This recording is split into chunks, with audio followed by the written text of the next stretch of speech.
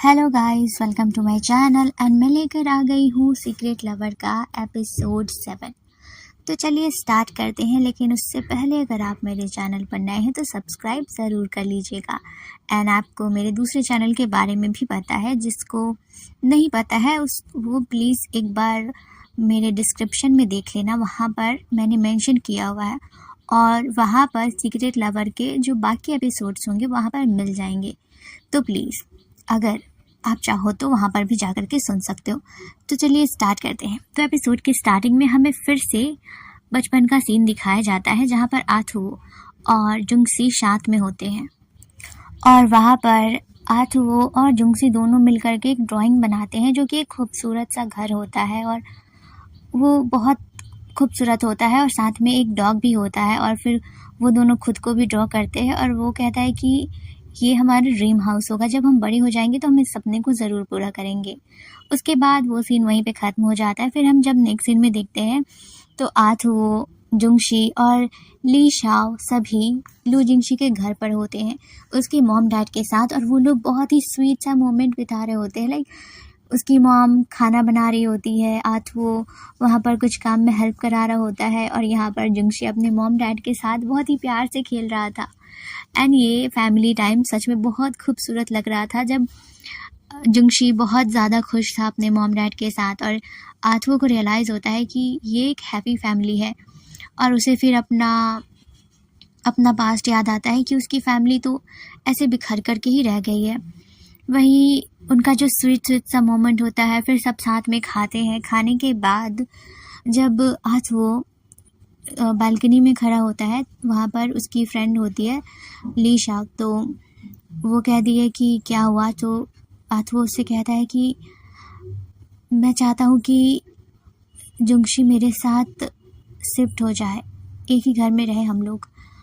फिर जब वो पलट कर देखता है तो जुंगशी अपने फैमिली के साथ बहुत ज़्यादा खुश लग रहा होता है। तो वो उससे कहता है कि पर मैं ऐसा नहीं कर सकता, जुंगशी की फैमिली कितनी अच्छी है, वो कितना प्यार करता है अपने फैमिली से, मैं उसकी हैप्पी फैमिली को ऐसे बिगाड़ना नहीं चाहता। और अगर मैंने उससे पूछा भी तो शायद वो मना कर दे, तो मुझे डर लगता है ये पूछने में कि क्या वो मेरे साथ एक साथ रह सकता है। ली शाओ उसे समझाती है कि देखो तुम ज़्यादा ओवरथिंक मत करो, अगर तुम ये सब सोचने के बजाय उससे पूछोगे तो शायद वो मना कर देगा, पर तुम्हें एक क्लियर जवाब मिल जाएगा। और मुझे नहीं लगता कि जुंगशी ये मना करने वाला है, क्योंकि वो भी तुमसे बहुत प्यार करता है। तो एक बार ये पूछ लो रिस्क लेके, तो वो तुम्हारे साथ रहने लग सकता है। और तभी वहाँ पर जुंगशी आ जाता है और तभी आथुओ देख लेता है और वो टॉपिक चेंज करते हुए ली शाओ से बात करने लगता है, जो कि उनका इंटर्नशिप वाला काम होता है उसी के बारे में। एंड उसके बाद हम देखते हैं कि वो तीनों घर से बाहर आते हैं। ली शाओ कहती है कि अब मुझे चलना चाहिए, तुम दोनों को भी तो टाइम चाहिए ना, और वो बाय बोल करके चली जाती है। उसके बाद जुंगशी आथुओ का हाथ पकड़ता है और उसे साइड में लेकर आता है। फिर वो अचानक ही उसे किस करने लगता है। फिर वो हल्का सा उससे दूर होते हुए उसकी आंखों में देख उससे पूछता है, अगर कोई बात तुम्हें परेशान कर रही है तो तुम मुझसे पूछ सकते हो ना डायरेक्टली। ये तुम्हारा चेहरा उदास है, तो बताओ कि क्या हुआ है, तुम लोग क्या बात कर रहे थे वहाँ पर। तो ये सुन कर के आथुओ कहता है कि कुछ नहीं, बस हम लोग नॉर्मली बात कर रहे थे और वो मुझसे पूछ रही थी कि हमारा रिलेशनशिप कैसा चल रहा है, और कुछ नहीं। तभी जुंगशी कहता है, तुम्हें पता है ना कि मैं हमेशा तुम्हारे साथ हूँ, तो कुछ भी रहा तो तुम मुझसे बोलोगे पहले। और ये सुन कर के आथुओ को भी बहुत अच्छा लगता है और फिर वो बहुत ही प्यार से उसके गले को पकड़ता है और उसके फॉरहेड पे बहुत प्यारा सा किस करता है। ओह माय गॉड, इनका ये स्वीट मोमेंट सच में कितना प्यारा है। उसके बाद आथुओ जाने के लिए उसे देखते हुए कहता है कि अब मुझे चलना चाहिए, बाय, और इतना बोल करके जाने लगता है। एंड सच में जुंगशी का चेहरा बहुत उदास था, आथुओ का भी था, लेकिन जुंगशी यहाँ पर कुछ ज़्यादा ही इन्वॉल्व हो चुका था आथुओ में। वो उससे एक पल भी दूर रहना नहीं चाहता था। और तभी अचानक ही आथुओ उसके पास आता है और फिर उसे पकड़ करके उसे किस करता है और फिर उसकी आंखों में देखते हुए बहुत प्यार से कहता है कि अब मैं चलता हूँ, और इतना बोल करके वो चला जाता है। फिर हम नेक्स्ट सीन में देखते हैं कि जब जुंगशी अपने इंटर्नशिप वाले काम को कर रहा होता है, तभी वहाँ का जो बॉस होता है वो उस पर बहुत चीख रहा था, क्योंकि जुंगशी से कोई गलती हो गई थी और वो उस चीज़ को लेकर के उसे बहुत सुनाता है कि तुम छोटी से छोटी गलती करते हो, तुम स्कूल में पढ़ने वाले बच्चे नहीं हो, और अगर तुम्हें यही सब करना था तो तुम्हें अभी पढ़ाई ही करनी चाहिए थी, ना कि इधर पे आकर के अपना टाइम वेस्ट और मेरा टाइम वेस्ट करना चाहिए था। और वो सबके सामने उस पर बोल रहा होता है, जिस वजह से जुंशी को अंदर से बुरा लगता है, इवन सभी को लगेगा, प्लस उसे खुद पे अब डाउट होने लगता है। फिर हम देखते हैं कि उसकी फ्रेंड आती है और फिर वहाँ का जो बॉस होता है वो मतलब गुस्सा होकर के रहता है, और फिर वो मीटिंग ख़त्म हो जाती है। मीटिंग ख़त्म होने के बाद लू जिंगशी अकेले टेरेस पे खड़ा रहता है, तभी वहाँ पर ली शाओ आती है और फिर वो उसे कॉफ़ी देती है, और फिर वो दोनों वहीं पर बातें करने लगते हैं, वही उस बॉस के बारे में भी और कॉलेज लाइफ के बारे में और फिर इंटर्नशिप के बारे में। तभी ली शाओ कहती है कि आज वो इन सब में लकी है ना, क्योंकि उसके पास एक हैंडसम सा बॉस है, ऊपर से वहाँ का एनवायरनमेंट भी बहुत अच्छा है, सब कुछ परफेक्ट है। तभी लू जिंगशी उसे देखते हुए स्माइल करके कहता है कि अच्छा ये बताओ, उस दिन तुम और रात वो क्या बात कर रहे थे, प्लीज़ मुझे बताओ ना। तभी जिंगशी की बात सुन करके पहले तो वो लड़की सोचने लगती है, मतलब उसके फ्रेंड, और फिर वो सोचते हुए कहती है कि क्या सच में मैं बता दूँ, और फिर वो कहती है वो और फिर वो सीन वहीं पे ख़त्म हो जाता है। फिर हम नेक्स्ट सीन में देखते हैं, यहाँ पर रात वो अपने कलीग्स के साथ बैठा होता है, वो किसी प्रोजेक्ट पर ही काम कर रहा होता है, और तभी वहाँ पर उसका जो हैंडसम बॉस होता है वो अंदर आता है और वो कहता है कि अच्छा आप सब यहीं पर हैं। और फिर वो जो प्रोजेक्ट लेकर के आया रहता है वो था कि एक बड़ा सा होटल डिज़ाइन करना था, तो वो काम सभी खुश हो रहे होते हैं कि उनको मिलेगा, लेकिन उसका जो बॉस है, पहली बात तो वो आथुओ को पसंद कर रहा है, एंड तभी वो उसको वो प्रोजेक्ट देता है और वो कहता है कि तुम मेरे इसमें हेल्प करोगे और हम इससे साथ में डिज़ाइन करेंगे। ये सुन कर के सभी खुश हो जाते हैं, मतलब उतने तो दिल से नहीं, लेकिन अब वहाँ पर है तो खुश होना तो पड़ेगा ही। उसके बाद जब उसके बॉस उसे वो प्रोजेक्ट दे करके चले जाते हैं तो सब उसे कॉन्ग्रेट्स भी करते हैं, पर साथ में अपना मुंह भी बनाते हैं। फिर हम देखते हैं कि आज वो अपने बॉस के लिए कॉफ़ी बनाने की कोशिश कर रहा होता है कि तभी वहाँ पर उसका बॉस आ जाता है और वो देखता है तो वो स्माइल करने लगता है और वो उससे कहता है कि तुम यहाँ पर कॉफ़ी बना रहे हो, ये तरीका है तुम्हारा थैंक यू बोलने का, बट मुझे ये सब करके बस अच्छा लगा। तभी आथुओ से सवाल करता है कि आपने मुझे ही क्यों चुना, क्योंकि मैं तो बस एक इंटर्न हूँ ना, तो इतना बड़ा प्रोजेक्ट वो भी मेरे साथ। तभी उसका बॉस कॉफ़ी बनाते बनाते ही उसे सब कुछ बताने लगता है कि उसने क्यों उसे चुना, क्योंकि जो आथुओ का जो सोच है वो है एक फैमिली से जुड़ा घर बनाना, ना कि जस्ट एक बिल्डिंग बनाना। तो इन सब के बारे में वहाँ पर बात होती है और फिर वो कॉफ़ी भी बनाता है और उसे कॉफ़ी बनाना सिखाता भी है कि उसे किस टाइप की कॉफ़ी चाहिए या फिर नहीं। तो यहाँ का भी हम स्किप ही करेंगे क्योंकि नॉर्मल सी बात है, क्योंकि वहाँ पर जो उसका बॉस हो रहा है उसको पसंद कर आथुओ को, और आथुओ तो बस अपनी जुंगशी को ही पसंद करता है और वो बस उसे थैंक यू बोलने के लिए सब कर रहा था। तो फिर हम देखते हैं कि नेक्स्ट सीन में जब आथुओ जुंगशी को सब कुछ एक्सप्लेन कर रहा था कि आज उसके साथ क्या हुआ, कितना अच्छा हुआ, नहीं हुआ, सब कुछ, और वहीं जुंगशी ये सब सुन रहा था और वो उसके पीछे पीछे ही चल रहा था। तभी आथुओ थोड़ा सा आगे जाता है और वो रुककर जुंगशी से पूछता है कि क्या हुआ, और वही जो आथुओ की बातें सुन करके जुंगशी अपने ख्यालों में था, वो अपने मन में सोचता है कि आथुओ का काम कितना अच्छा चल रहा है, मेरे जैसा नहीं, मेरा तो सब कुछ बहुत ख़राब चल रहा है। और तभी एक बार फिर से आथुओ से सवाल करता है और उसके पास ही आ जाता है। तभी वो बहुत ही सुकून से उसे गले लगा लेता है, मानो वो उसका घर हो। वो कहता है कि कुछ नहीं, बस मैं थक गया हूँ। उसके बाद हम देखते हैं कि जुंगशी अपने घर आ चुका होता है और वो अपने बाल को साफ़ करते हुए घर में बैठा अपने फ़ोन में कुछ देख रहा था, वो भी कोई घर के बारे में ही देख रहा था।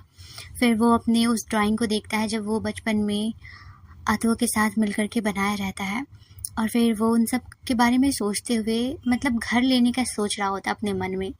आई थिंक उसकी फ्रेंड उसे बता दी होती है कि आथुओ चाहता है कि जुंगशी उसके साथ ही एक घर में रहे, एक छोटा सा प्यारा सा फैमिली बना करके, और इसीलिए वो ऐसा कर रहा था। उसके बाद हम देखते हैं कि वो नेक्स्ट डे भी अपने ऑफिस जाता है और सेम चीज़ होता है उसके साथ, क्योंकि उसका बॉस उस पर बहुत चिल्लाता है, उस पर बोलता है कि तुम स्कूल में क्या सीख करके आए हो, तुम कुछ भी ढंग से नहीं कर रहे हो, बहुत कुछ बोलता है। जिस वजह से उसका मूड बहुत ज़्यादा ख़राब हो जाता है। उसके बाद धीरे धीरे टाइम गुजर रहा था, सभी लंच के लिए चले जाते हैं पर जुंगशी नहीं जाता। वो बस काम कर रहा था, अपने आप को प्रूव करने की कोशिश कर रहा था कि दैट वो भी कर सकता है। उसके बाद हम देखते हैं कि यहाँ पर आथो भी अपने उस ट्रिप पे आ चुका होता है, मतलब अपने बॉस के साथ उस होटल को डिज़ाइन करने के लिए, और ये बात वो बोला रहता है जुंगशी को। और फिर वो उसे मैसेज करता है उसे बात करने के लिए, और तभी वहाँ पर उसका बॉस आते हुए कहता है कि क्या हुआ, तुम अपने बॉयफ्रेंड का रिप्लाई का वेट कर रहे हो, इसलिए उदास होना। तभी वो उसे देखने लगता है, पर तभी उसका बॉस कहता है मैं उसी दिन समझ गया था जब हम लोग उस दिन मिले थे। एंड इस एज में रिलेशनशिप में थोड़ी बहुत चलती रहती है, बट संभालना आना चाहिए। और फिर वो भी उसे काम के अकॉर्डिंग जोड़ करके उसे बताता है कि किसी भी रिलेशनशिप को बिल्डअप करने में क्या लगता है, कितने एफर्ट्स होते हैं या फिर नहीं। तो ये सुन करके आथुआ कहता है कि हम लोग पिछले 10 साल से जानते हैं, तो हमारा रिश्ता इतना कमज़ोर नहीं है कि किसी भी चीज़ से टूट सके। तो ये सुन करके उसका बॉस कहता है कि ये मैटर नहीं करता कि रिश्ता कितना पुराना है या फिर तुम या वो कितने साल से एक दूसरे को जानते हो, बस रिश्ते में मजबूती होनी चाहिए, हर चीज़ होना चाहिए। तो आथुआ को ये सब अच्छा नहीं लग रहा होता है, तो वो कहता है कि मुझे पता है कि मुझे क्या करना है और नहीं करना है।